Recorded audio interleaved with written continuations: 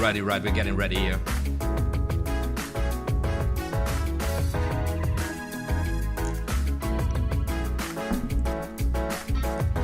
This is nice, very nice.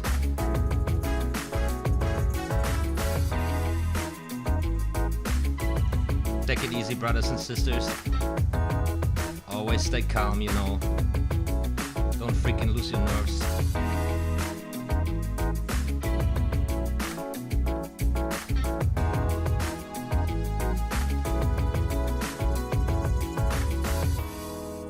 Alright then. Let's do this.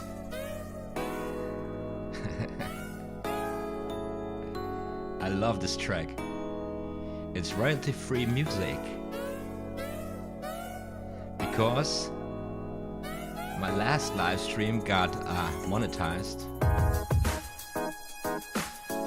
by the people who hold the rights on the music that was on there.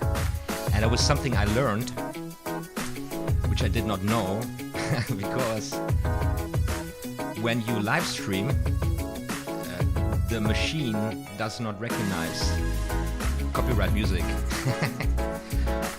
So I had a live stream in the background last session, and when my video was uploaded then, the AI realized, hey, there's copyright music. And I'm very happy that this video didn't get blocked, you know. How are you doing, guys?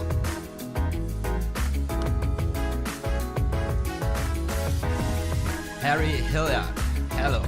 Greetings from Pittsburgh, Pennsylvania. Greetings back from Berlin.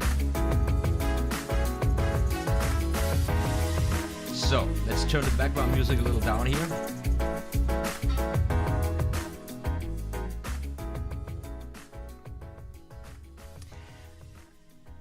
Guys, I'm super excited about today, because as you can see, I worked a little bit more on the quality. And also I did a little promo action beforehand, inviting a lot of friends on Facebook. And it was super bold. I invited some real serious players in the game. I don't know if they're tuning in, but if they do, oh my god.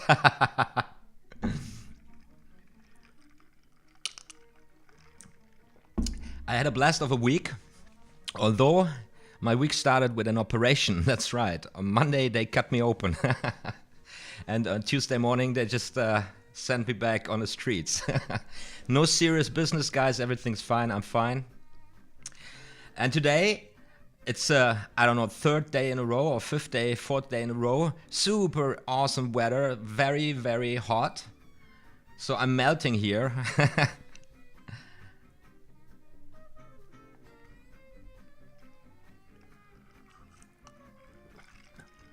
It was a super funny thing that happened to me just yesterday.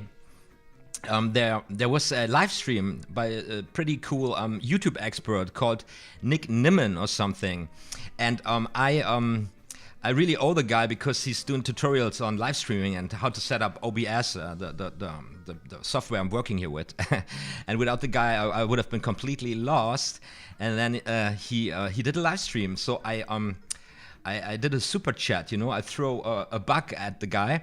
Never did this before. It's super easy. If you don't know what that is, a super chat, like in this chat box down there, there's like a cash symbol, you know. So if you type something in there and then you hit this cash symbol, you have to give your credit information and stuff, and then you can, I don't know, contribute some money to the person who's doing the live stream. So your chat will be staying longer or something. That's a new thing on YouTube. I actually didn't really know what that was and how it worked, so I gave it a try because I owe this guy. And what happened then is that he would pull my channel up and he would give me a quick review on my channel, what I can do better and stuff. So that was super awesome. So yesterday I got a big shout out by this guy, and so I'm giving it back right now. If you guys have your own YouTube channel and you want to learn stuff about how to do this, this is a really good address to go to, and you will find the link in the there in the info cards there in the info cards up there in the video. And also I got a poll going on there. Let me check this out. Let me see how I did what I asked you there. I'm asking you there, what do you think about cardistry? You got three options to choose. Cardistry, that's juggling with cards. Cardistry, it's a new magical art form. Or I need to practice my pass more. And also, then you find in this info cards the other two episodes of this live stream session series, and also the tutorial series on the 5 most valuable card flourishes in card magic for everybody who wants to go deeper into the material we talk about today. And then you will find the beautiful Nick Nimman. There's a link to his channel, and also a video recommendation of the day, and that is a video I did on the topic of the power of storytelling in card magic. And I just watched this video like 2 days ago, and it's a pretty packed video with a lot of valuable information, I believe so. However, it bumped totally, so it just got 308 views or something. So I just wanna point you into this direction if you're looking for this topic. Yeah. So, what is this all about? So, Andy Payne is watching from London. How are you doing, Andy? And Jamie Ramzan says hi from Australia. Isn't that insane, guys? It's like all over the globe. That's so amazing. I'm so excited about this technology. This is funky, extremely funky. Okay, I gotta turn the music on my headphones down, otherwise I start screaming. Okay. By the way, in the background right now, the band you're listening to, that's a band called Django Lassie, and my brother is the bass guitar player in this band. It's an epic gypsy swing band. Love these guys. Always giving them a shout out. Klar kann man auch in Deutsch schreiben, niemand. Kein Problem. Niemand asks if you can write in German. Do that, no problema. Okay. So, what is this all about? This is a live stream dedicated to card magic, and the idea is that we guys practice together what we love most, and that is doing crazy things with playing cards. So you guys get a deck of cards out, and then we start going. Last 2 episodes in this live stream. In the first episode, we talked about the very basics of card magic, how to spread cards, how to hold them, the basic grips, and how to square them up. And then we talked in general about how you build up a repertoire of moves or techniques or sleights that are valuable and useful in many situations. And in the second episode, we took a close look at the most common or most famous or most useful shuffles there in card magic. So, and today it's all about card flourishes, the most valuable card flourishes in card magic. And before we get started, I wanna read something to you. I wanna read out of the book The Royal Road to Card Magic. Okay, that is with the blue screen, doesn't really work, doesn't matter. This is chapter 3. It's on page 37. Okay, now I'm losing all the kids. Kiddies, reading books is very important. If you do not read books, you're missing out, okay? So, Royal Road to Card Magic was published in 1951, I believe. Let me check this out. 1951 by Jean Hougart and Frédéric Brouet, top card magicians at that time. Let's dig into what they wrote about flourishes, okay? Flourishes are certain movements with the cards which do not come under the heading of sleight, since they are done openly. In general, they are used to show elegance in handling the cards. Sometimes, however, they serve a more useful purpose, that of misleading the audience as to the moment when an effect is really brought about. Used in moderation, they are a decided asset to the card conjurer, but when carried to extreme lengths, they defeat the very object that the magician should always have in mind, namely, that the effect he produces are done by magic and not by skill. A series of brilliant flourishes leaves only the impression of juggling skill on the minds of the onlookers, and the performer's feet are dismissed by them with the remark, "He's clever with his hands." Let's see how clever we are with our hands. So, I'm with the guys. I'm with these guys, but not 100%. Not 100%, I'm telling you. Because I would say today we are maneuvering, you know, between two extremes in card magic, and the one extreme that's a very sophisticated, minimalistic style where the cards are basically not touched, almost not touched, and everything happens only by the means of magic. You know, like an effect where where the performer does not handle the cards at all, so the cards are shuffled by the spectators or by a spectator, and then one spectator thinks of a number and the other spectator thinks of a value, and then the cards are dealt down to that very number, and at that number the value thought of reveals itself, something like this. So the performer doesn't interact with the cards at all, and it's a pure feat of magic. It's crazy, it's impossible, and there is no link to sleight of hand or to skillful card handling, you know. And then on the other hand, the other extreme we got today, that's the new art form of cardistry, you know. It's basically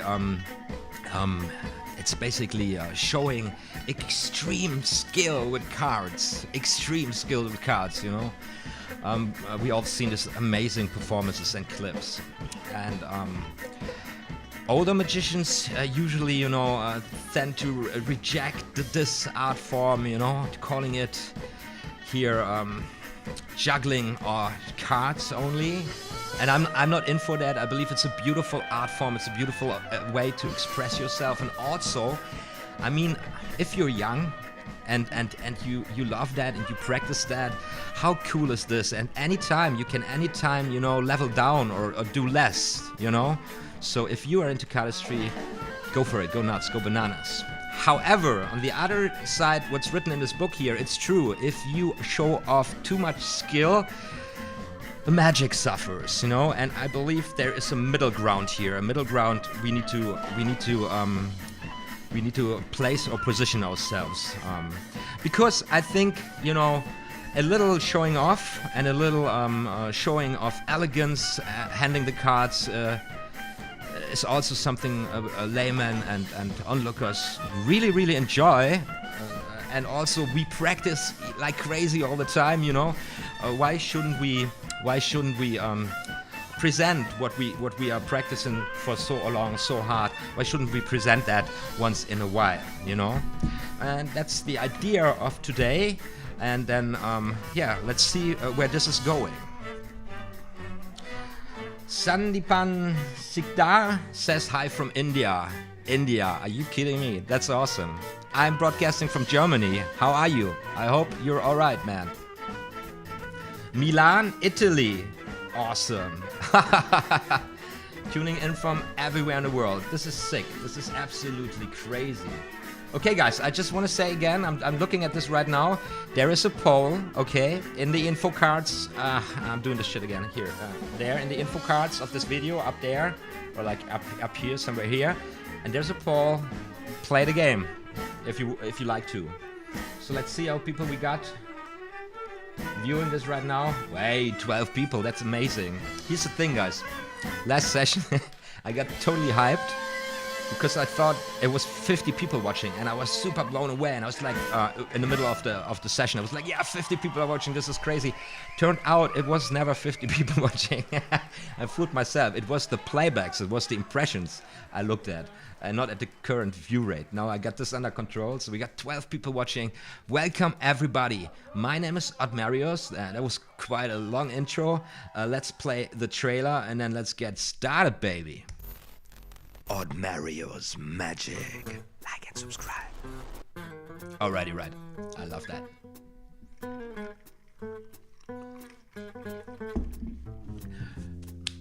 I'm telling you guys, I started really late with card magic, so I had to make tough decisions, you know, what I focus on and what moves or slides I practice or I learn. And sometimes when I see this cardistry stuff, I think that's amazing. I want to do this too, but then, you know, there's no time, man. I'm too old, you know. I'm too freaking old. By the way, I'm having this here for medical reasons because I gotta pretend this stuff from falling off. Yeah, you know, I'm writing my own jokes.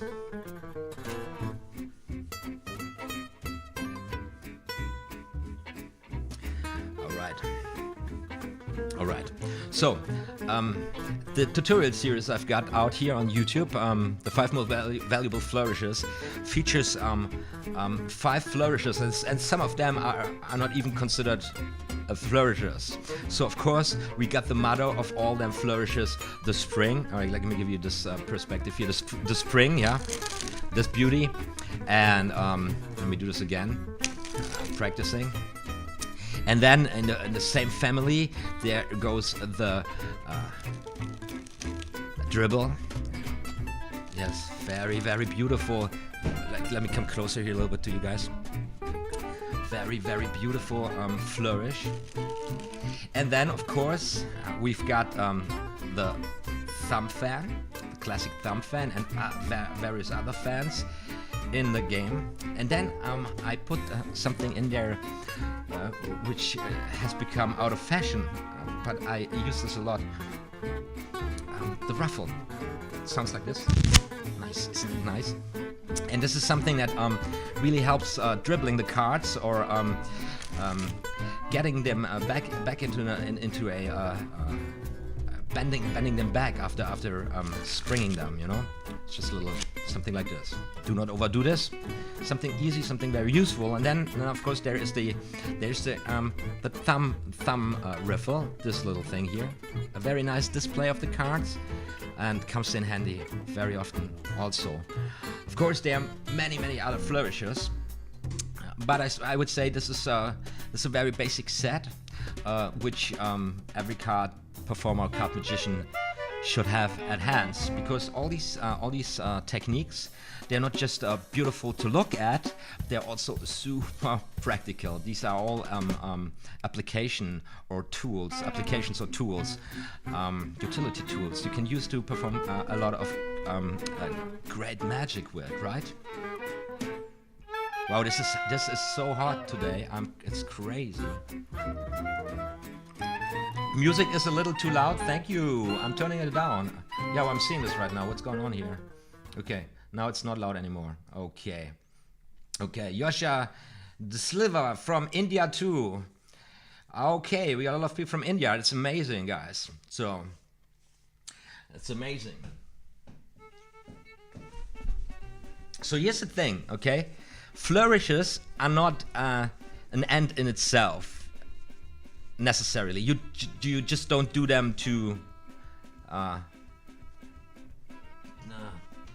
perform something well looking. You know, you want to use them, of course, to do magic with it. And the middle ground I was talking a few moments ago is the challenge. It's the task to present beautiful handling of the cards that suits your style, your performance style, but that also doesn't really affect the magic too much, you know. And I guess this is something you got to figure out yourself at one point in your life, because everybody has his own style or his own character, his own persona, and I don't think you just can say this is the right way to do it or this is wrong to do it. You should kind of, you know, develop something when you practice, when you proceed in your learning. Okay. So, for example, when you're shuffling cards in front of a layman, decent overhand shuffle. That's all, you know. It takes sometimes, and if you add like something like the in-air or in-hands riffle shuffle, something like this, you know. Look at this. It sounds good. It feels good, and laymen are very, very satisfied with it. And also, when you have them select a card using the thumb riffle like this, like say stop anytime, sir. Very well. There you go. You know, they enjoy this. They enjoy this very much. You know. And let me show you something here right now. It's gonna blow your mind, because you could have taken all of these cards, but you took this one here, right? Passed through all of these, decided this one. Now this is gonna blow your mind, because this is an ace of it's not an ace of spades. It's a freaking queen of diamonds. Here I go. I gambled with my reputation. I'm done for the day, I guess. No, let's fix this. Let's turn this into an ace of spades. Yes. Right.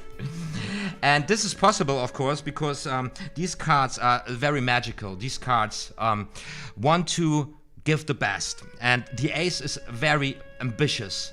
It's the most ambitious card of all of them. So if we cut the ace right now here into the center of the deck, look at this, just like that, okay? And then we have to wait a little bit, because some spells are more complicated than others, and it takes some time. And right now I just felt the magic happen. It just happened. Look, the ace just comes jumping back to the top. Oh my God, are you kidding me? So this was a little routine. I thought I wanted to show you as an example of maybe what would be something playing in the middle ground, using flourishes and still producing some magic. Okay, so there's a color change in it. There is a card rising from the center to the top. It's very magical, and the positioning of the slides, they are kind of in the middle of it, and those flourishes here and there keep the onlookers on track, and it all plays out very well. As a matter of fact, a couple of days ago, we were sitting on a balcony, and I was doing a little set. I was performing a little trick, and for a guy who's one of these card magic lovers, you know, he's a layman. He doesn't know anything about card magic, but he loves magic, and he loves to be stunned. And so whenever I meet the guy, he's like, show me a new trick and stuff. So I did that. I did something like this, and he said to me, you know what? In the middle of it, he said to me, you know what? Just looking how you handle the cards is so much fun, and of course I like that. But you know, there's this aspect of flourishes. You know, make it look good for your audience, but don't show off too much. I guess that's the whole message of today's stream. You know.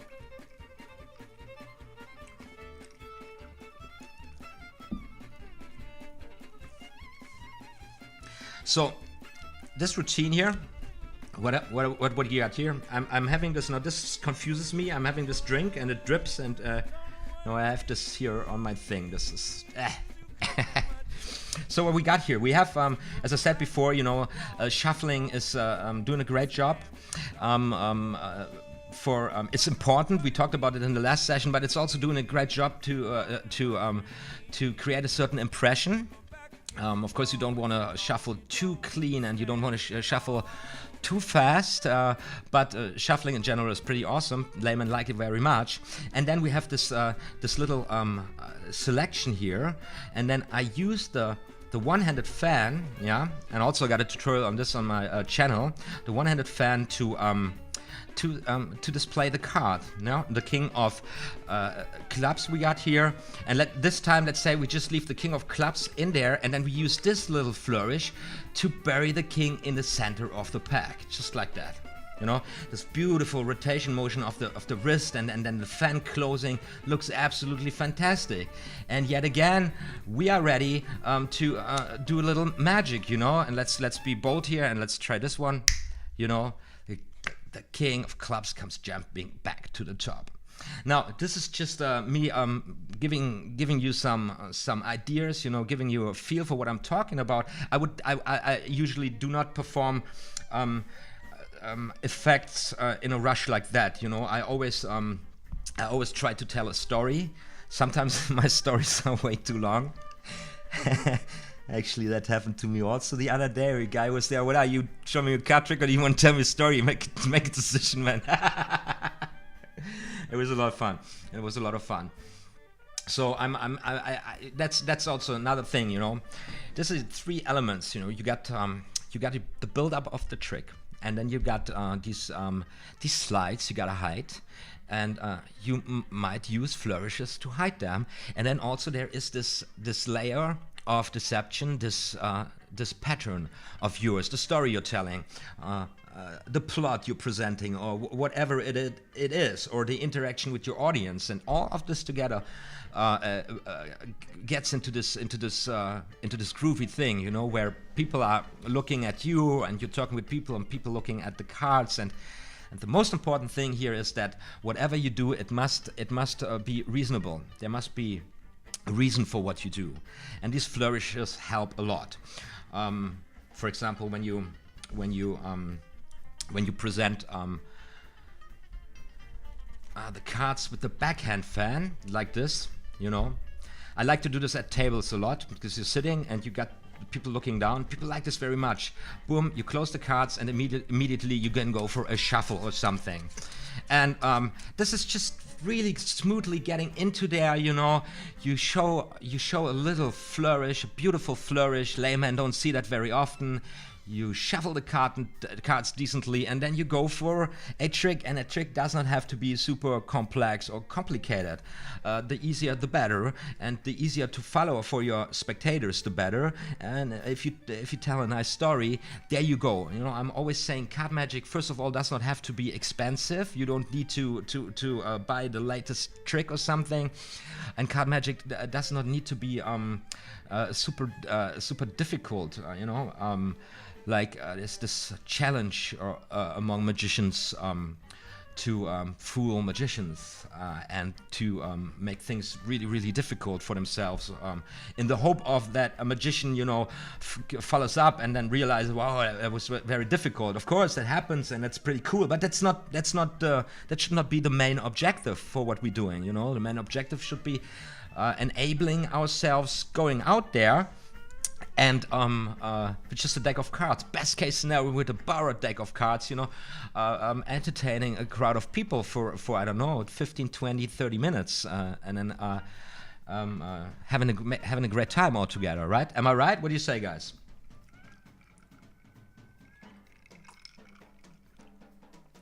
Andy Payne writes, I think the script and timing is the most important part of the effect. Yeah, absolutely. It is. Of the effect, it delivers the effect, and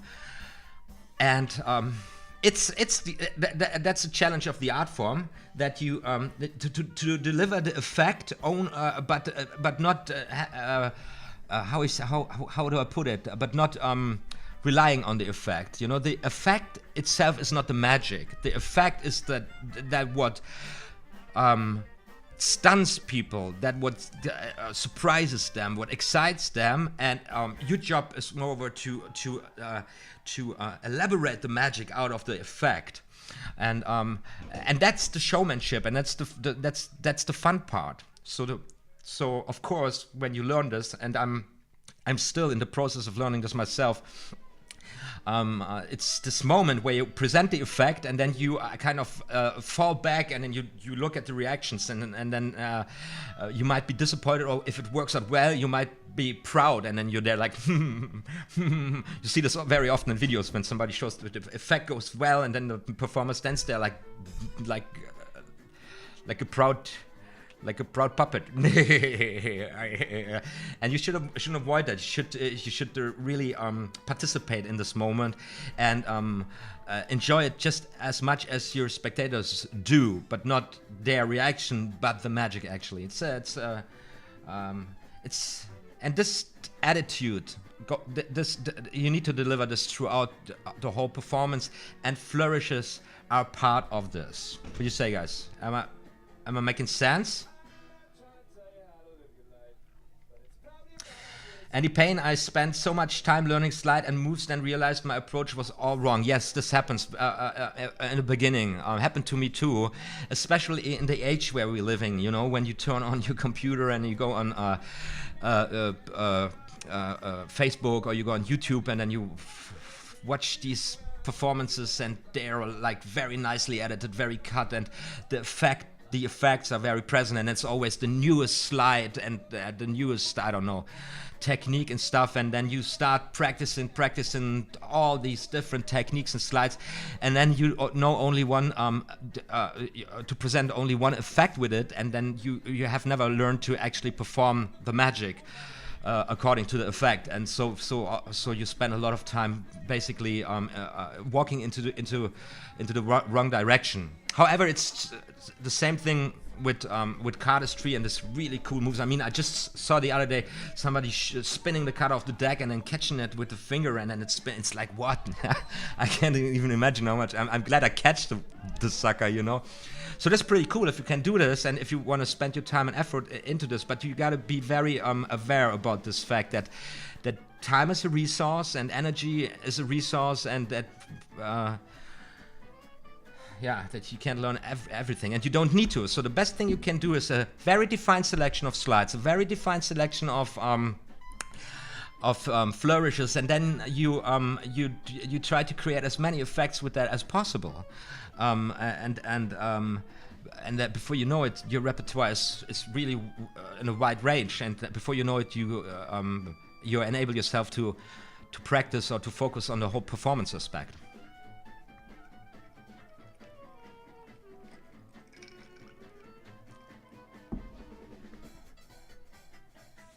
A mechanic. That's a title for that kind of thing. But you know, the mechanics, they are part of it, a big part of it. No, don't get me wrong. You know, you got your moves down and straight.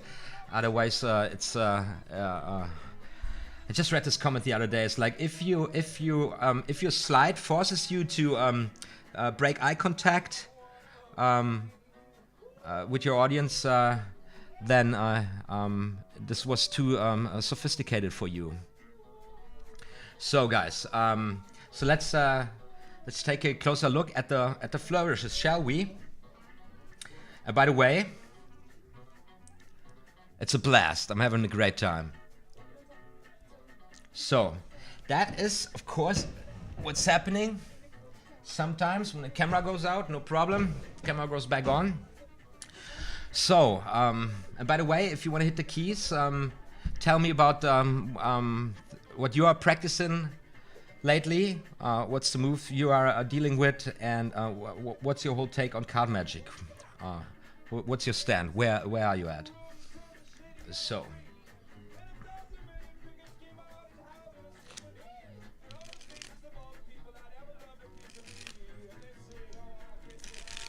So let's start with the dribble. Because the dribble is something so important. I believe it's one of the most important flourishes in card magic, for me at least. The difference to the dribble is that the cards are falling from the fingertips, almost one by one, and this comes in various ways. You can do this very small and very fast, or you can pull it up real high, up to the point where it's called anaconda, and I got it. I got the anaconda pretty high, but I never got them back together. It's crazy. But for a usual performance situation, you would go for something like this, and this is something you use for, you know, have a spectator select a card, any card, and then you can use this to catch a break with it, for example, and to you know, control the card to the top or something, or you can use it for what else do you use it for? I don't know right now. Help me out, guys. Anyways, the key is to have the cards fall from the fingertip. And take a look here at my thumb, what's happening. So the thumb is like kind of rolling over the edges of the cards, and in the same motion my fingers are you know, I don't know, stretching out, and with a little, you know, with this little pressure, the cards come neatly falling one by one from the fingertips. Yeah, it's a really nice one. I know it. You can use this also, of course, to force cards. A very nice force. So the dribble is a very, very powerful tool, because, I mean, look at this, you know, the hands are wide open, the cards are falling down, they make a great sound. What else could there be happening from a layman's perspective? Nothing much, right? So that's why this is such a powerful tool. All right.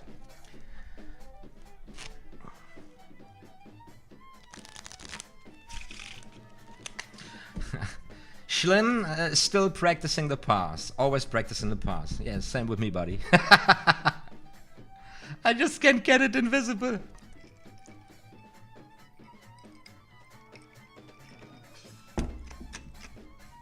The pass, the most mystified move in card magic. Den Dribble-Fan? Weiß gar nicht, was das ist. Meinst du den Pressure-Fan? Dribble-Fan, what's the Dribble-Fan? Like...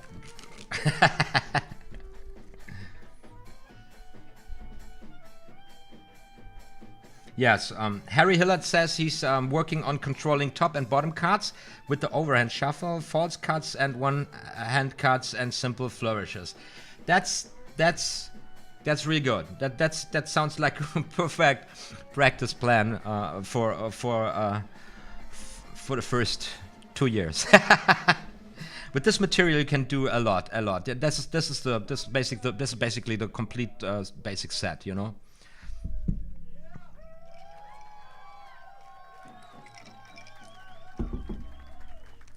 So, the dribble. Practicing a little bit the dribble. And today my hands are super sweaty and the deck is very wet again.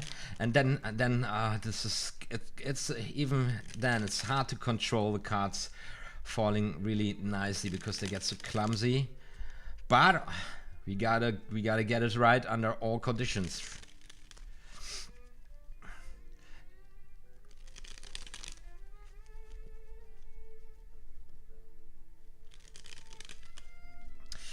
Andy Penn, you asked me. I use my index finger to apply pressure near the joint and sort of roll my index.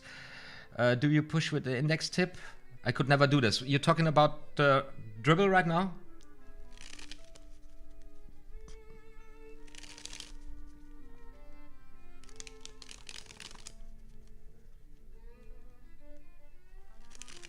Okay, das google ich mal. Danke für den Tipp, niemand.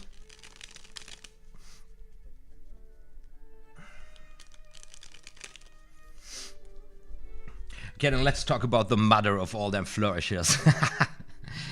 The spring. Spring is, I would say, even almost similar to the dribble. However, in the name says is the cards are not falling off from the fingertips. The cards are actually jumping off from the fingertips. Yeah. And for beginners, if you're a beginner learning this, I really recommend using just a small portion of the cards, because you need to bend them, of course, something like this. And this is pretty tough with a full deck if you don't have the muscle power build up yet, you know.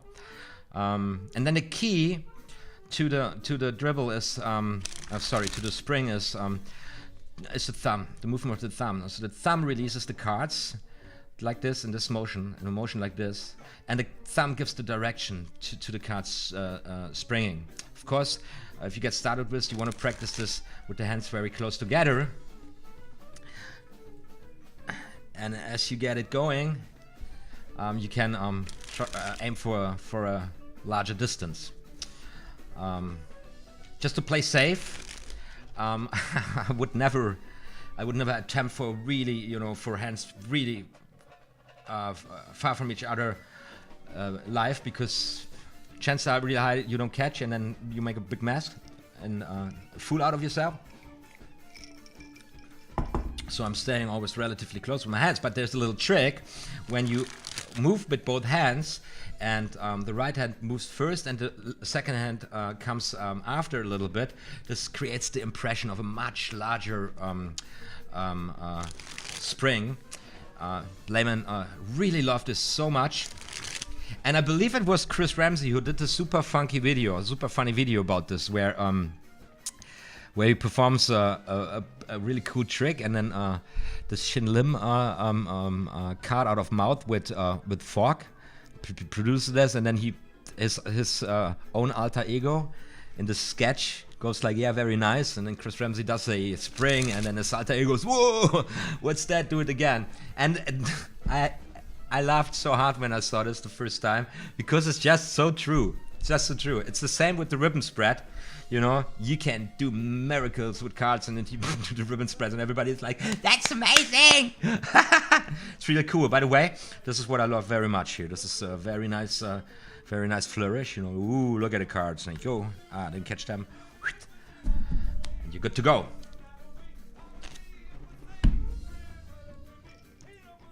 Are you alright, guys? Everything's fine with you? By the way, make my day hit with a super chat.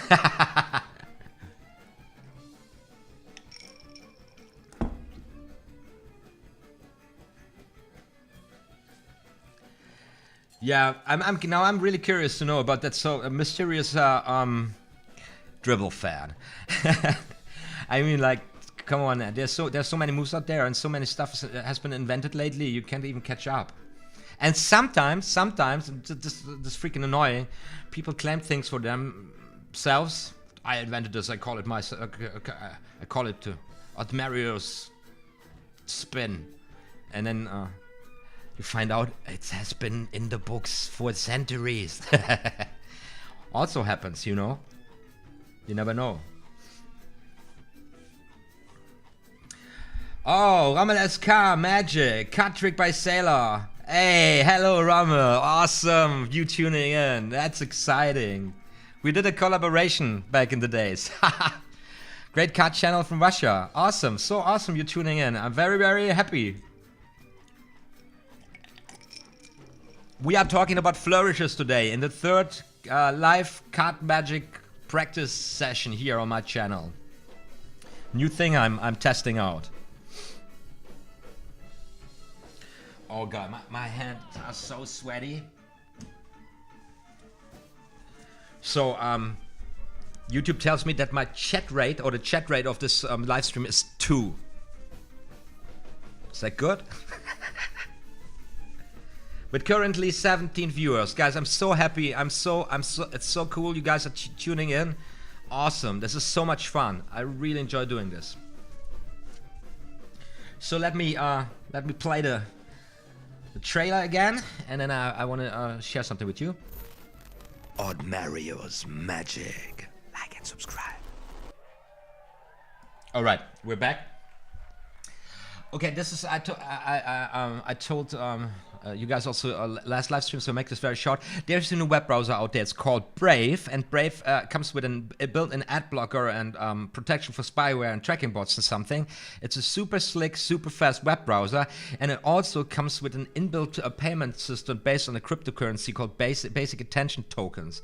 This thing could be the answer to the problem of how to distribute or contribute to content, especially for smaller content creators.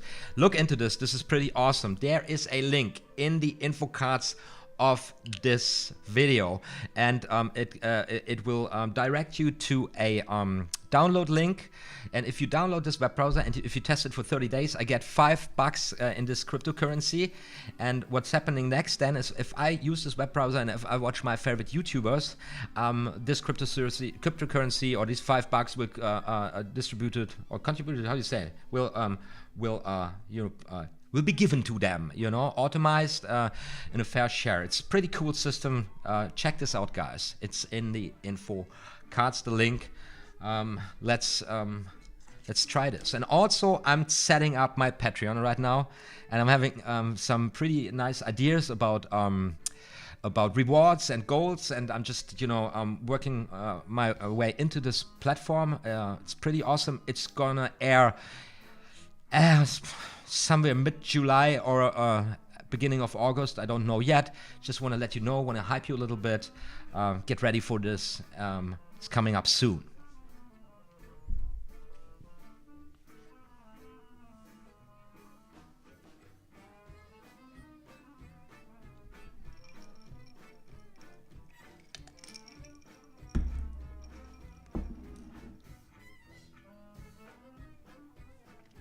Okay, Harry Hilliard just shares this tragic live with us, saying, I did my first card trick to my wife and she turned out to be a heckler. It's not only your wife, it's also other people's wives and partners and girlfriends and boyfriends and children and brothers and sisters. And there's one rule in Magic that says, do not perform for family members or friends. And everybody breaks it, and some breaks it, you know. So, but of course it's a good way to starting, but I recommend be bold, and as soon as you got a little trick, got your deck there, and if there's a situation where it's kind of comfortable and where it's fitting in, you know, just give it a try, because people are very generous. Trust me, they really appreciate the approach and the attitude. And if you suck, they will not be mad at you, not at all. So there's no need to worry. And performing a trick for people is makes such a difference. You will learn so much every time you perform for people.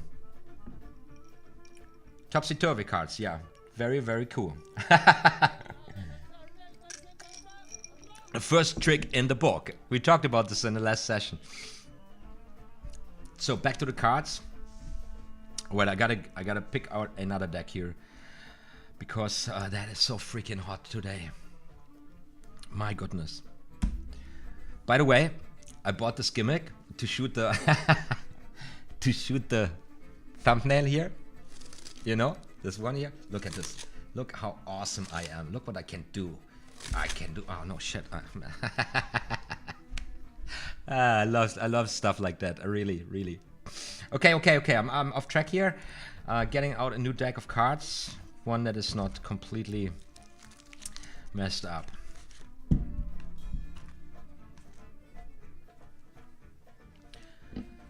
So,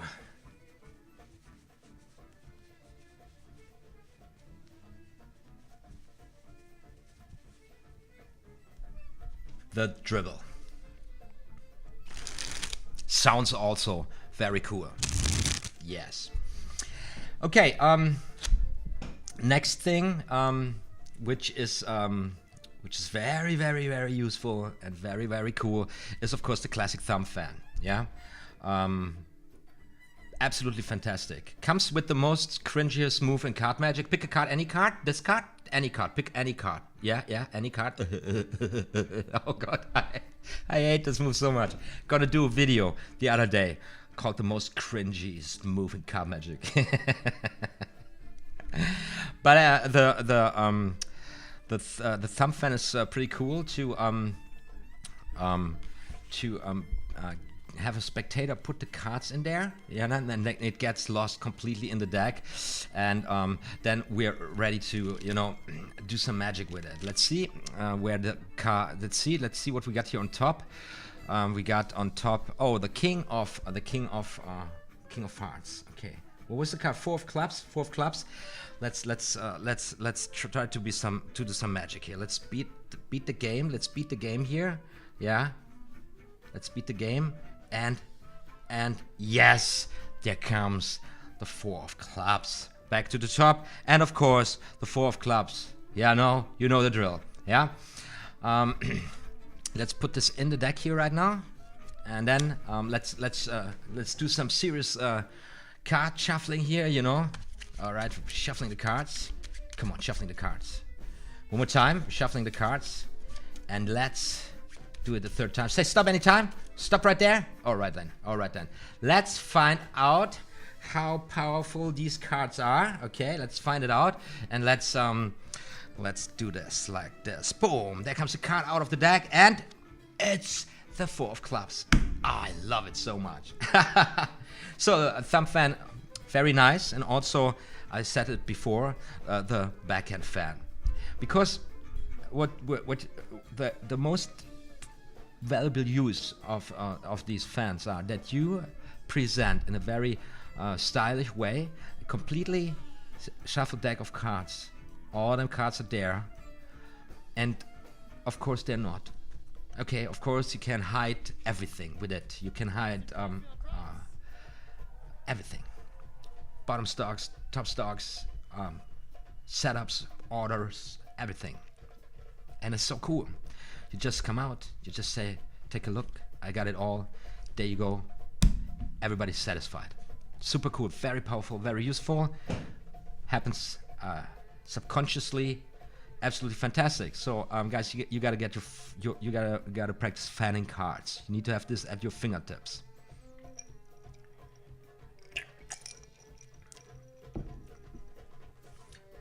Ooh, Yosha, this fly is amazed with the pop-up. Yeah, it's nice. It's very nice. It's a classic. By the way, I'm going to do a tutorial series on the coolest card productions. Which is like, I don't know, this is then me stepping into a direction where after covering all the basics, now let's do the shiny, real shiny things, those that are not necessary but that make the whole thing so much better. So let's look at this. We don't have to really look at the Ruffle. I made a tutorial on this one. It's just this baby here, and it's just good to bend the cards in the order where you have it, especially after, you know, springing them, bend them back, or after, you know, doing this, you can just give them a little ruffle and they're good to go. But do not overdo the ruffle, because otherwise it gets freaking annoying. Yeah. And then also, this is not really a flourish, but it's this Thumb Riffle, okay? And this is absolutely freaking important. I showed you some things with this, you know, have a spectator select a card. You can force cards with it. You can really go bananas with this, okay? So how do I show you this? Let's, okay. Gonna shuffle the cards a little bit here, just like this, and one more time. And I just forgot the card I wanted to work with here right now. I don't know. I think it's the 5 of hearts. Oh man, that's the most annoying thing, you know, when you perform a trick where you have to remember a card and then you forget the card, and you're standing there grinning at the people, and your inner voice saying, what the fuck's wrong with you, man? It's just one card. You just had to remember one card. How could you not remember that one card? Now you build it all up, everybody's excited, and you just can't remember the card. Okay, let's try it out. 5 of hearts. You say stop anytime. Stop right there. Very well. So let's check it out. We go. We check the card, and 5 of hearts. Oh my god. So the Thumb Riffle, you know, very nice display of the cards, have spectators select the card, force cards in various ways, use it for different slides and techniques. Absolutely fantastic. Do you have to practice this? Not so much, but of course a little bit, you know. Handling is everything. You gotta very clean handling here. Otherwise, it does not do any good. So, this is super hot. We got 10 people watching. We had 17, 60 playbacks. Chat rate is 6. So guys, you're going crazy in the chat. Guys, you're supposed to practice, okay? So let me turn off the sunglasses here right now a little bit here. Oh, look at this. It's so freaking hot. Oh man, I'm sweating. This is disgusting. Wait, I gotta use my towel here, like a real tennis professional. It's like, this is a tough match, man. I don't know if I'll make it to the world champion. Oh man. Okay. So now I have been I did this. I said you should be practicing, and now everybody stopped chatting. It's like chat rate is now to 0. That's very good. You practice now, okay? That's why we're here. Quality time. We watch YouTube, we enjoy YouTube, and then we practice cards, you know? That's what we do. So what did you guys write here? Okay, you're totally in a discussion here, some guys. I'm not getting into this. Tips by Joshua. Somebody 6 months. Sometimes 6 months is just a normal time for learning something. Or after 6 months, you actually start practicing the thing.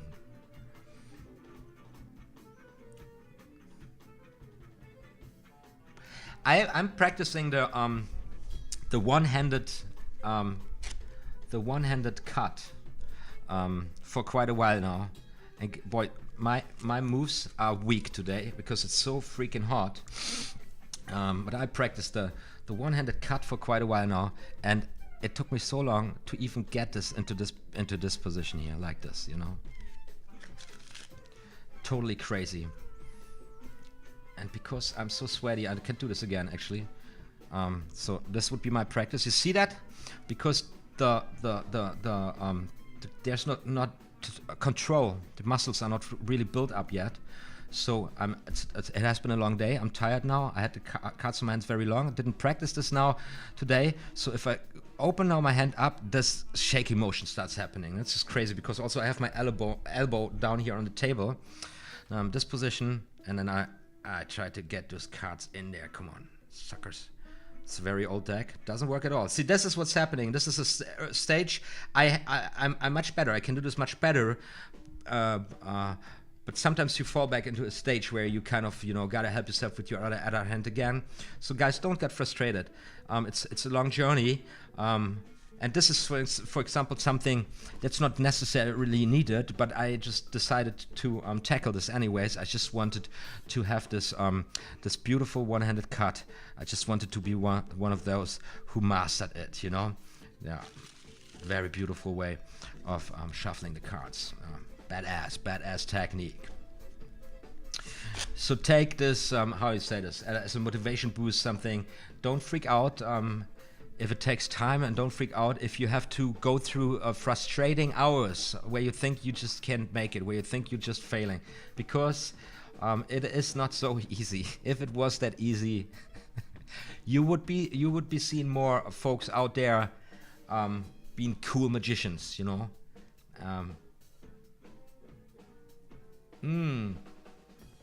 Look at my magical powers. They are so strong. I'm always turning the bottle invisible automatically. So we are now doing this for 1 hour. It's pretty long. We stay here on track a little bit. I just wanted to give you the tip on my tutorial series on one-handed cuts, because I've got a tutorial series on one-handed cuts, the Chalier cut, the scissors cut, and the Tudor's Revolution cut, like this. Wow, my hands are so tired. And actually, in the position I'm sitting right now, this is something I wouldn't practice. I realize now I never did this with I have a very, let me show you this from here. my arm goes down straight and it makes almost 90-degree angle thing, and I realize now that if I try to do in this position like one-handed cuts or something, it's really freaking me out because the shoulder is tensed. And just realizing this is something very important, guys. You need to practice in different positions. You also practice standing up. You need to practice walking, also sitting, and you need to understand that although it's only your hands or working, seemingly it's not only your hands, it's your whole body position, the way you carry out your whole body, which affects what you're doing with your hands. And this is, by the way, something I figured out, is that when you get nervous performing for people, you know, which happens sometimes, you know, I tend to get, you know, tensed and all stuck in my body, so my muscles contract, and because for quite a while I experienced the following. I had it all down. I practiced and I did it. My moves were sick, baby. Okay, so in my practice sessions, I'm doing it 99%. You know, it's working, so I'm very confident. I go out there, start performing, and all of a sudden, and even after the stage where my hands were shaky, you know, my hands weren't shaky anymore. That's the stage before that, you know, get your nerves under control. Anyways, I realized that my handling would be not smooth and not loose, and why? I was wondering why. I'm not so nervous actually, but I was still nervous enough to contract my muscles or to be stiff with my body, you know, to not loosen and not stand straight, and the whole body. So keep this in mind. You are a ballerina, you are a dancer as a card magician, you know? You have to involve your whole body. You gotta be very aware, you gotta breathe openly, freely. It's really, really important also when you do your practice sessions. And also, I've heard about this a lot. If you only practice sitting and watching, I don't know, YouTube or something, and then you want to do a trick because you're talking about it all the time, and then you're at a party and then somebody says, finally you gotta show us a trick, and then you start showing the trick and you mess it up and it doesn't work. Why? Just because you never did it standing. Ha ha ha, that's how crazy it is.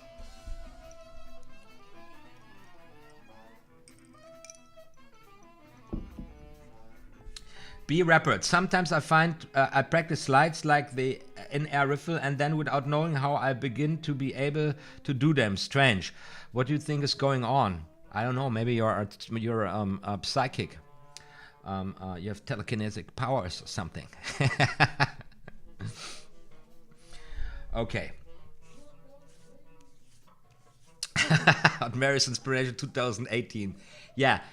These are the lines that get you on this inspirational stages, you know. This is going to be, this is what I call this, my inspirational channel. You are a ballerina. Oh guys, it's so freaking hot. Oh my god, I'm dying in here. I'm dying in here. Are you having a great time, guys? Are you having a freaking great time? So I just didn't show you this camera angle. Let's try this now, and I'm very scared. Oh, look at this. What am I, a yellow? It's not so good. But this is my Mac cam, by the way. I don't gonna use this so often. Why is this such a bad quality? I know now. Okay, I make it better now with one click, because there we go. There we go. There we go. That's much better. So.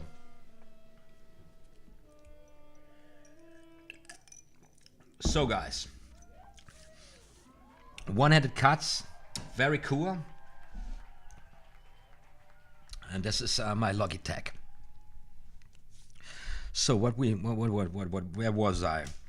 Talked about these flourishes a little bit.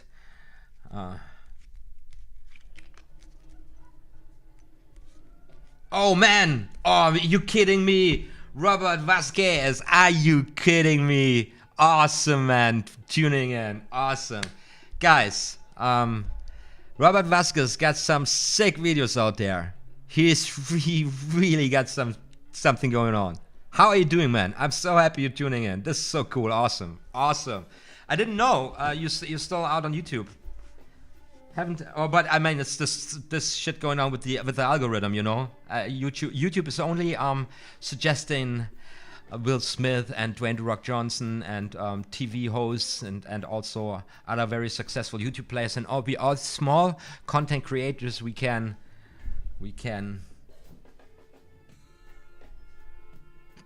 I don't know what we can. We just keep on doing what we're doing, I guess.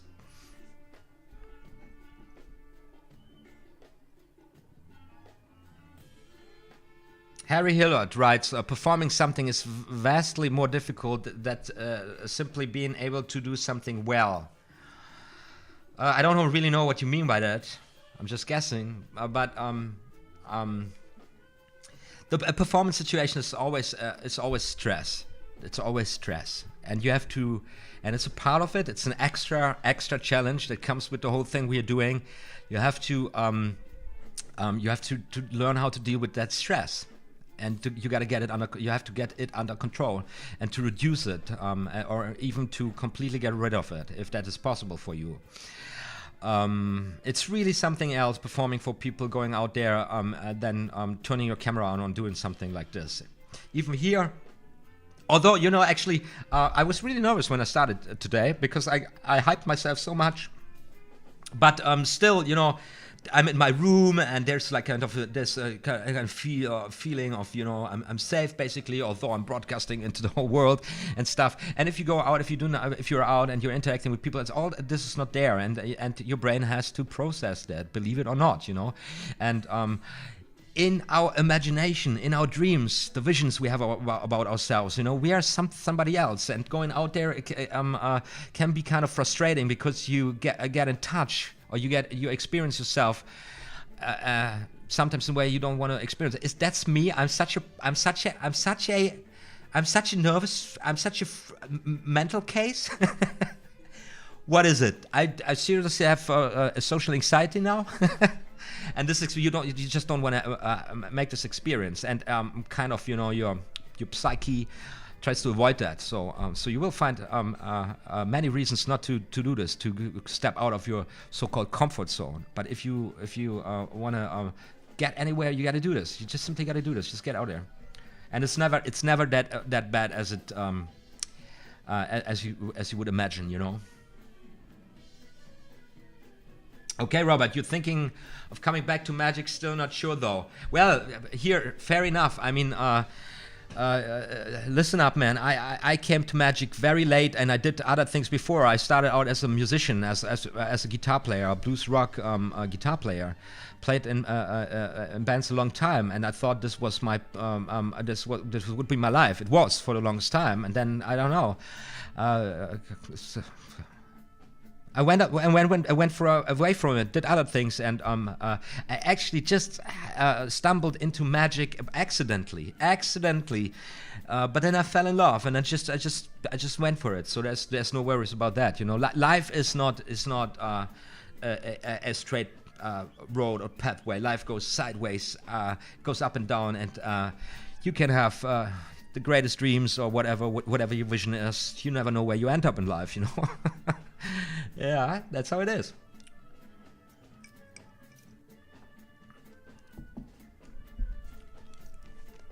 Okay, guys, some of you guys are completely in a discussion in the chat. Fair enough.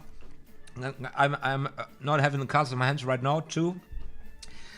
Joshua writes, Leonard Green is all about deliberate chaos. That's true, absolutely. Leonard Green is that's absolutely.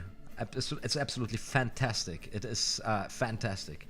I can't tell you how much I've admired this work. Absolutely crazy.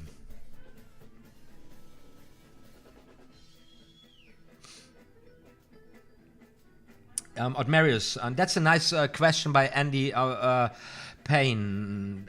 Payne? You're in pain? OTHMARIUS, do you find performing music the same as magic?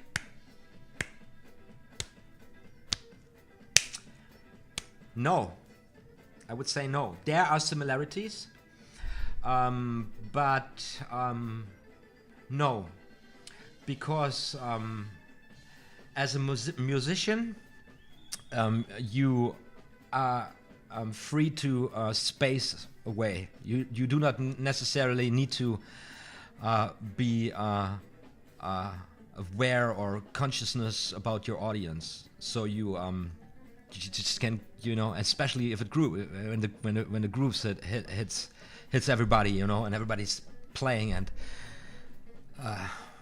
you might lose track of time and emotions overwhelming, and it's like, it's crazy. But if you perform magic, especially close-up magic, man, you gotta be sharp like a knife, you gotta be sharp like a blade, you gotta be spot on. There's no time for dreaming. You have to be focused on what you do 100%, and you gotta be with your audience. You gotta double check everything all the time, so you can't just like, I'm having a great time doing magic, you know. No, you gotta be super sharp and spot on, because everything you do is basically routined. You know, you're switching from pattern to pattern, and you gotta also pretend to this to be natural, to be improvised, and then also you have to improvise in between, because people are not machines or robots. They are people, and they interact with you, and you never know what they throw at you. So that's the biggest difference, I would say. You know.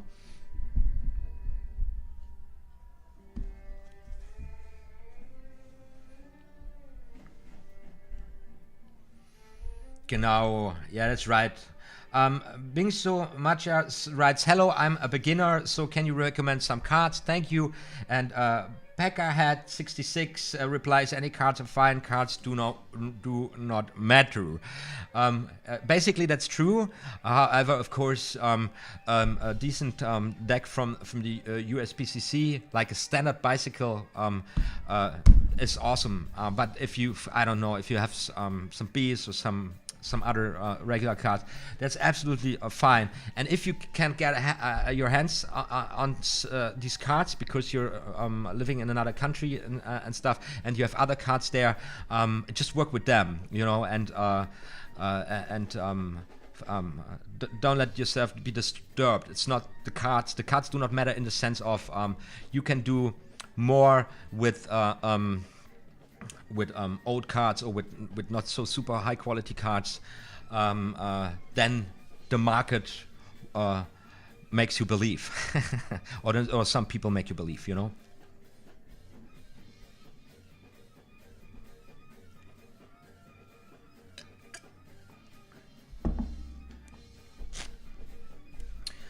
Okay, now the camera is off again. I'm sorry, guys. Here we go back with the cards. So we had a great time now in the chat, and now let's roll the trailer one more time, and then we go back for last couple of minutes for practicing, because that's why we're here. All right, here we go. OTHMARIUS Magic. Like and subscribe. Oh, and now, of course, the discussion goes on in the chat. Cards do matter. Milenko Kalesi writes, if you do a little of cardistry to give more visual performance. Yeah, of course. Of course. But that don't matter so much in terms of performing decent card magic, entertaining card magic. There are other things that are much more important. Like your overall performance, presentation, your persona, your humor, your timing, the build-up of your routines, the pattern, and so on and so on. Yeah. So I need to take another deck out here because it is so sweaty, everything. Okay, let's use this one. It's a nice deck. This is 125 years bicycle edition. And guys, by the way, my channel hits any moment. Let me see where we are. Any moment my channel hits 4K subscribers. Let me see this. Okay. It's two more subscribers, and then my channel hits 4K subscribers. And of course, there's going to be a subscriber special deck giveaway coming up in this next upload. Yeah. So you guys stay tuned. Make sure to hit that double combo subscribe and notification bell in case you haven't already. You know, if you like my stuff, I really appreciate it. So, yeah, and by the way, also the cutting techniques, but we're going to talk about this in another episode of this live stream jam. They can also be very flourishy and pleasing the eye to the onlookers, and also then serve a higher purpose. And this aspect of functionality, always keep that in mind, okay? You always want to practice things or pull things into your repertoire that come with a lot of applications that you can use in various ways, you know, so that makes your practice time and your practice decisions much more valuable, okay? This, for example, is a card I practice, I use all the time. I use it all the time because it's relatively easy. It's a safe play. It's a safe player. Something that just can't go wrong. It looks good, and you can also widen it up, and it serves fine purpose. Yes, look at this back design here. Let me show you this in this camera. Yeah, look at this. Can you see it? No, it's oh, it looks great, right? Yeah. No, it's not sharp. Okay. It's an anniversary deck. Bicycle. 125 years. I don't know. So, and I am actually practicing a lot of table work lately, since I've got the setup here now going, because I want to shoot a tutorial series also on some basic table work, because also this is quite important. And for now, I just did stand-up material on my channel so far.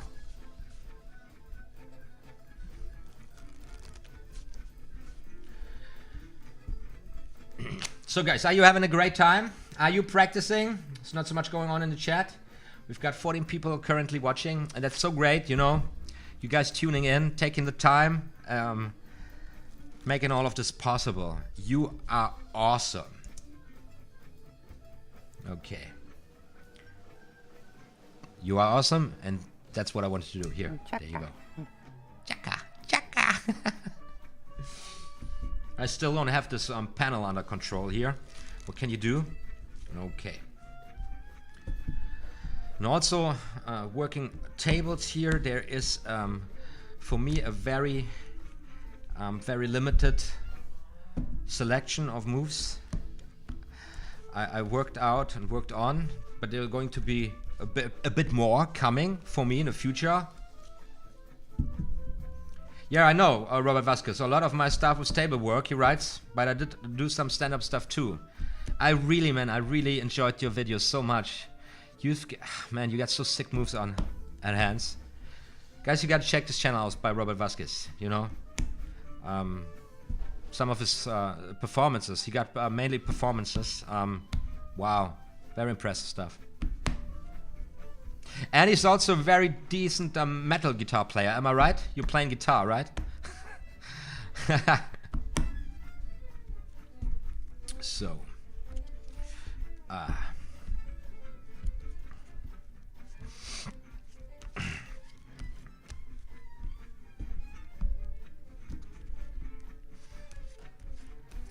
life is a journey, everybody, and we are nothing but ballerinas on the stage of eternal changes. What am I doing here? Oh man, I'm so tired. Jesus. Also, maybe a little tip here for practice, when you practice some slides. Sometimes you have to be really focused to get it right, and sometimes it really helps if you just let loose, and if you just, you know, repeat the moves to get a relaxed attitude towards the move, you know.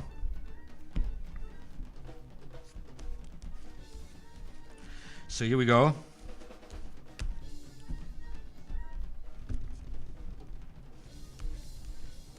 So one more time, guys, let me know where you're from, where you're watching from, because this is really for me so exciting. I'm telling always the story. I had a chat on Facebook the other day with a very old magician, you know, like kind of 8 years or something, and he was very excited to chat with me as a German, because he was from the States, but his ancestors came from Germany, so there was a connection. And during the chat, he kind of realized that we are actually communicating real time over this distance. And for this old man, this was, and at the moment, very realized it, completely mind blowing, and this put a big smile on my face, because I totally get this feeling, this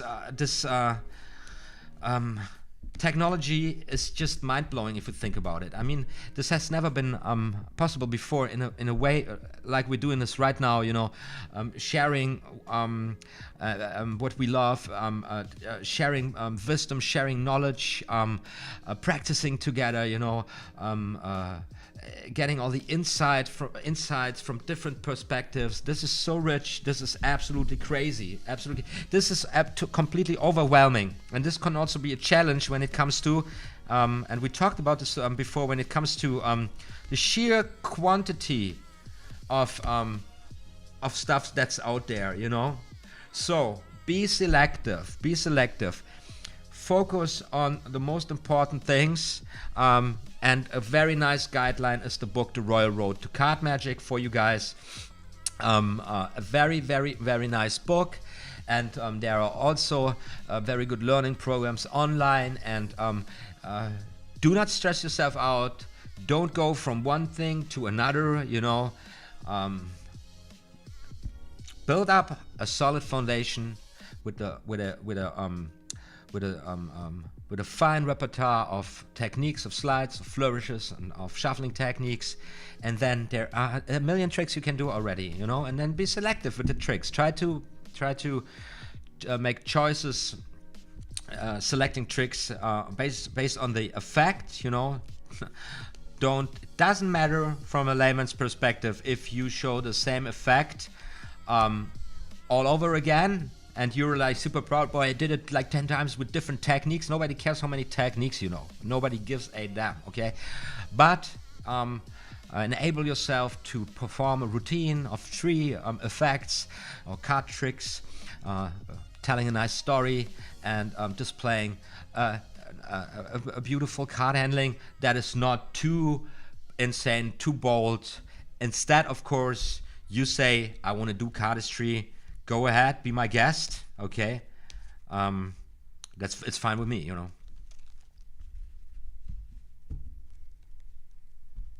Hubertus from Germany, near Cologne, my home city. I was born in Cologne. Living in Berlin now for over 17 years. Okay, guys, let's hit it with the music we were listening to when we got started. Where is this? What happened? What happened here? I don't know what happened. Ah, there we go. Okay. We just listened to these 2 songs. Bring it down really, really smooth.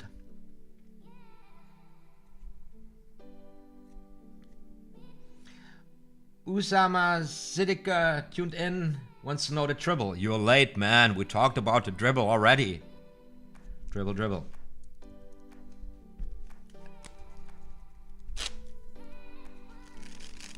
Yeah, very nice.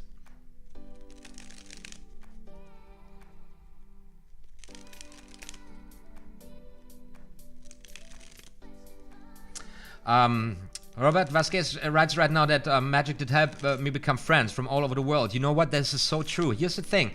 Although the magic community has quite some hostile fellows out there, I was quite surprised to get to be confronted with so much envy, open hatred, and I don't know what's happening there.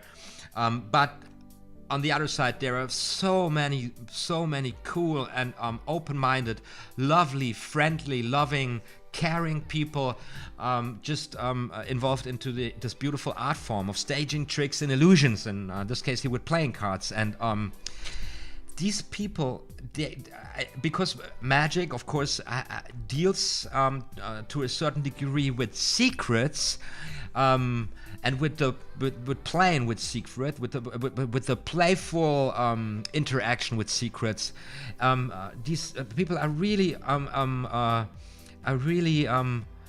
this means a lot to them. So I always feel, and I never felt this as a musician, and I never felt this as a philosopher or a writer. These are fields I've been engaged to in my life also. I never felt this kind of connection, you know, when you, I don't know, you just see some magician doing his thing on a stage, and you see that he's enjoying what he's doing, and he's doing a decent job. And it's always, for me, it's like, oh, dude, thumbs up, man, great job, great, you're doing all right, you know. And this is beautiful, and yeah, people react in the same way. I got so much awesome feedback from people all over the world since I'm doing this, and this is really, this is a fun time. This is really, really great. And also because I'm kind of in the middle of it. As I told you before, I was born mid-70s, so I'm not really a digital native, but I'm also not completely out of the game, you know, like some of the older folks. You know, that was mean, but sometimes it feels like that. And but I'm definitely not of one of these. I'm still really reserved in a way towards these new medias. You know, I try to be sensitive about it and careful with it. And so I feel like I'm in the middle between two generations here that have a completely different approach, or a very different approach to the same thing.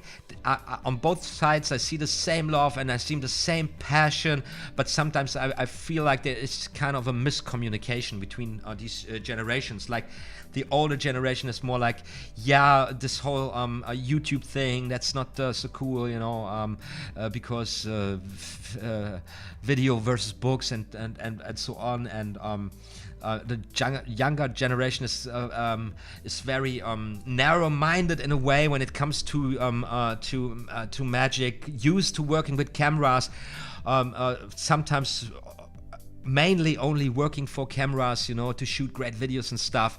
And then you have these old guys who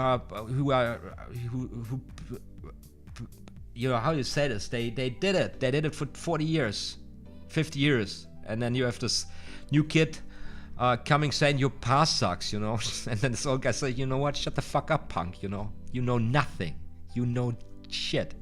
And I'd like to communicate, I'd like to, you know, bring peace, bring them together, these two, because it's just a misunderstanding.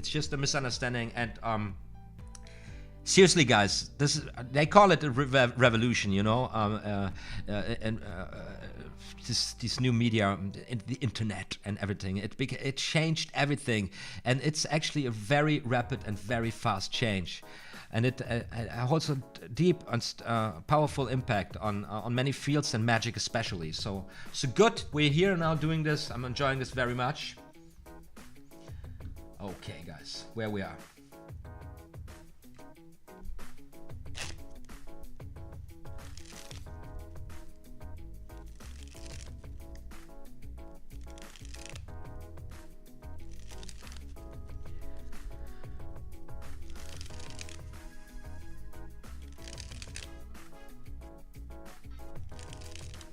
So Harry Hilliard writes a very nice comment. Thank you for doing this, OTHMARIUS. I enjoy learning from you. Your videos are often the best to watch when I'm learning a new technique. You explain things well. I appreciate it. Thank you so much, buddy. Awesome. It's really cool. It means a lot to me, actually. It really does.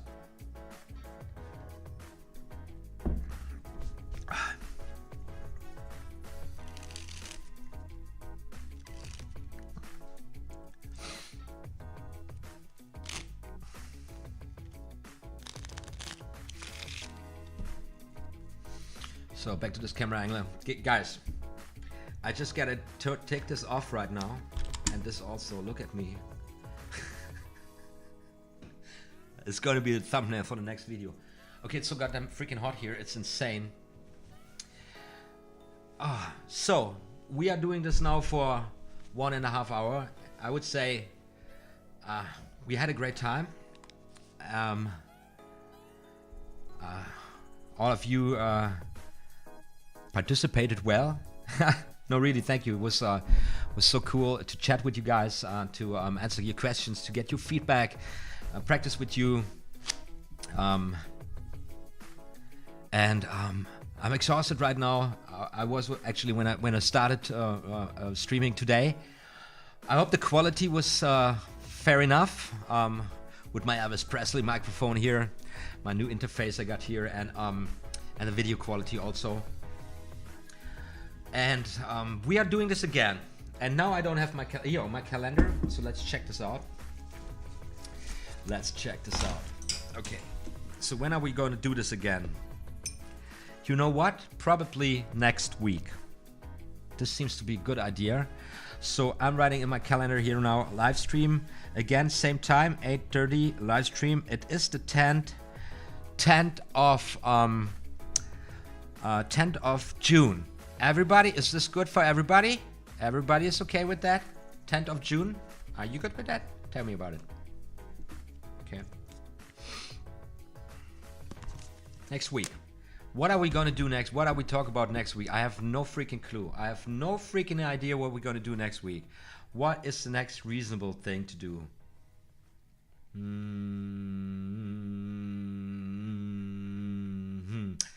What about the all the secrets, the deepest inner, the absolute final definite secret of the past? You can do that. There's no secret to the past. It's written in this book.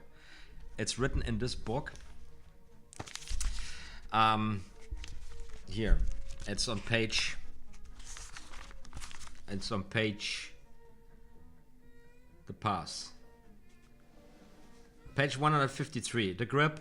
Left hand action, right hand action, riffle pass, spread pass, spring pass. Tricks with the pass. And it's all in there. There's no secrets to this.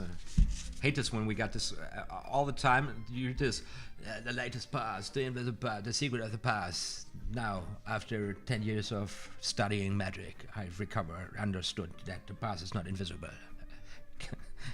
It's written in Roy Wrote to Card Magic. It was published 1951.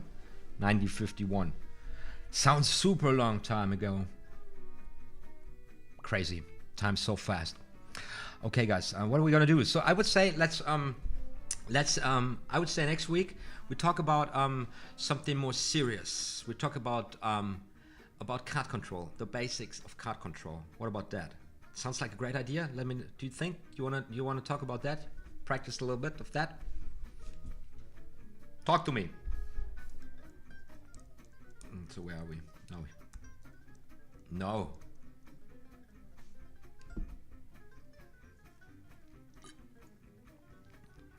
No.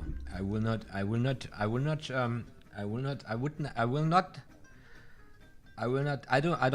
don't know what that is, second deal. I will not show you my second deal. I'm not an idiot.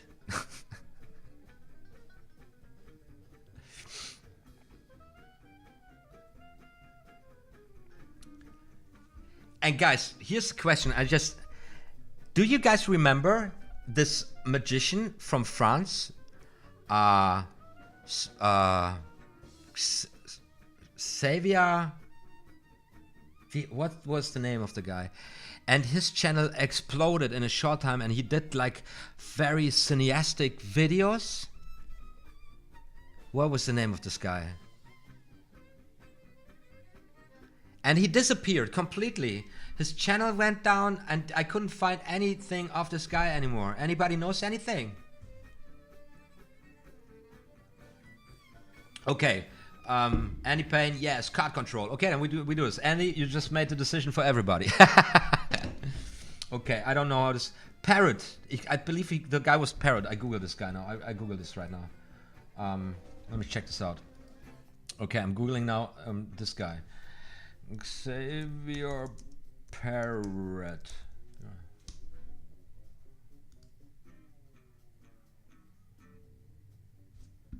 Yeah.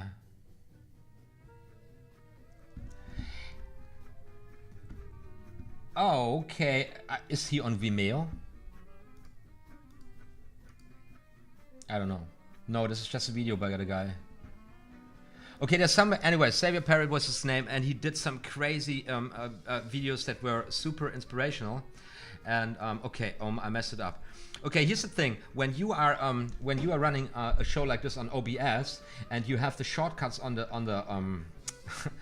on your keys, and you type in something else somewhere else in the net, what happens is like that. These shortcuts then go crazy, you know.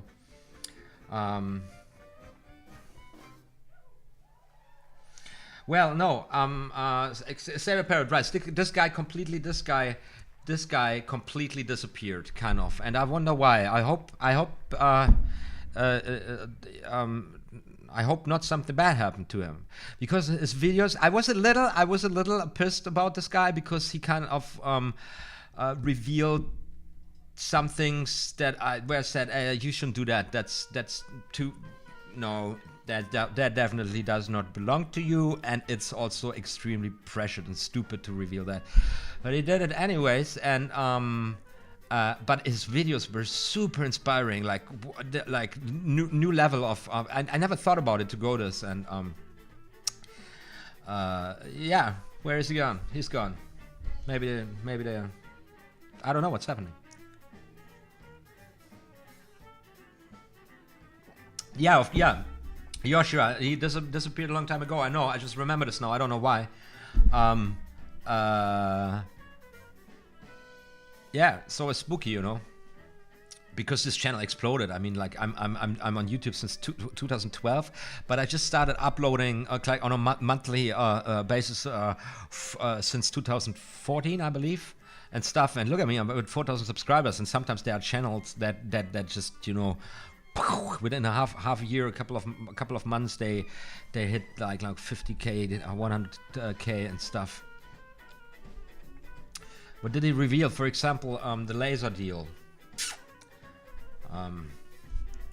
which I thought was freaking disappointing. The only one I know of actually performing this as well as Xavier Spade, because he performed it extremely well, is Shin Lim, I believe. Shin Lim, of course, with coins palmed. Wow, man, I'm such a fan of. I love Shin Lim. I love what he did. I love what he did. I love what he did. His acts, bringing card magic back to this almost classic, very slow-paced, dramatic stage performance, and then being so visual and so. Absolutely, wow, super, absolutely super. Okay, guys.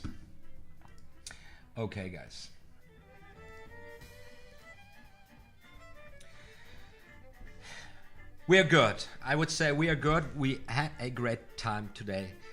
Thank you all so much. Thank you all so very much. That's my favorite meme. There is 10 people currently viewing, and you're still hot in the chat. I would say it's time to say goodbye for now. I hope you enjoyed this show. I hope you had a great time. I hope this was helpful for you guys, and if so, and if you are new to my channel, I'd really love to welcome you as a new subscriber. Also, make sure to hit that notification bell, because this is important on YouTube as it has never been before, okay, because of algorithm, AI and stuff. And also check out the new web browser Brave. Link is in the info cards. Because there you will find also other links. But this Brave browser is absolutely insane. I talked about this before. Download it, give it a try for 30 days. I get $5 in a cryptocurrency, which I then will use to contribute to my favorite YouTube channels. It's a great thing. Also, in the info cards, oh man, I'm so tired. The camera angle, so what am I doing? It's just like there are the info cards up there. You will also find a poll, and I want you, before you leave, I want you to do this. I want you to answer me a simple question, and the question goes as follows: what do you think about cardistry? Is it juggling with cards, like Hogarth and Bray and the Royal Road with Cartridges said? Is it a new magical art form, or do you need to practice your pass more? Also, you will find a link to the previous episodes of this live stream, covering the basics and shuffling techniques. Also, you will find the video suggestion of the week. This is a video of me talking about the power of storytelling. Absolutely cool video, which bumped when I uploaded it. It just got 308 views, and since then it's not been suggested at all. I don't know why. So you might want to check this out. And also, final shout out to Nick Nimmen, a YouTube expert with a channel of over 200k subscribers. He's doing tutorials on how to do YouTube. Really cool guy. Helped me out a lot with his videos. Pulled my channel out in his live stream yesterday, giving me a review, giving me valuable tips. Thank you, Nick Nimmen. If you ever watch this, you're an awesome guy. Your channel rocks totally. Thank you for doing what you're doing. And yeah, well then, one more reminder. Next live stream is going down Sunday, 10th of June at 8:30. How you say this? Berlin time. This is UCT +2, not +1, +2. As soon as this video goes up, set reminder, and we'll see each other there. What do you say? So let's see what you guys wrote in the chat one more last time, and then we are good to go. So Andy Payne, thanks man, these are great. Andy, thank you so much. Watching from Pakistan, Usama Sleep from Pakistan, awesome man, watching from Pakistan, that's so great. Already right. It's always so hard to do this, but it's time to go. My name is OTHMARIUS. Guys, thank you so much for watching. This is just what I do. You be sure now, more magical stuff is going to be uploaded very soon. OTHMARIUS Magic.